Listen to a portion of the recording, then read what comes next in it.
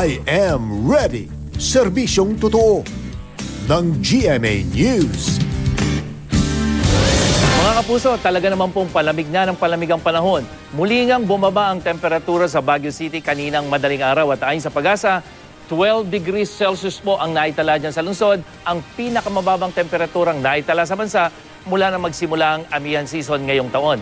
At sa Metro Manila, muli naman pong naramdaman ang 20.7 degrees Celsius na pinakamababang temperatura na naitala naman sa Pag-asa Science Garden ngayong panahon ng amihan. At ayon sa ahensya, patuloy na nakakaapekto ang amihan diyan sa northern at central sections of Luzon.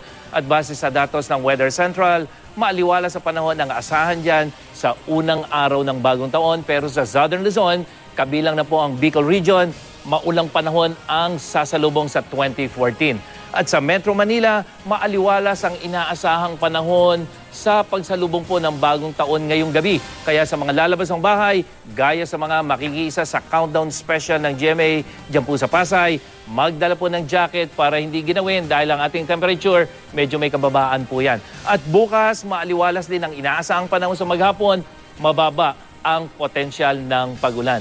Sa Visayas, patuloy rin po makararanas ng hanggang sa malalakas na ulan ang western at eastern sections at mahinang ulan naman dyan sa gitnang bahagi.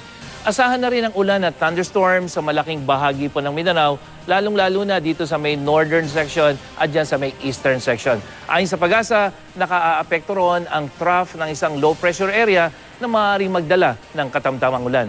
Delikado pa rin po ang pumalaot sa western and eastern seaboards of southern Luzon at sa eastern seaboard ng Visayas para po sa mga gumagamit ng maliliit na sakyang pandagat. Ayon sa Pag-asa, posibleng umabot sa higit 4 na metro ang taas ng alon dyan. At yan ang ating ulat panahon. Sa ngalan ng GMA Weather Group, isang maaliwalas at manigong bagong taon sa inyo, mga kapuso. Ako po si Nathaniel Cruz para sa I Am Ready, serbisyong totoo ng GMA News.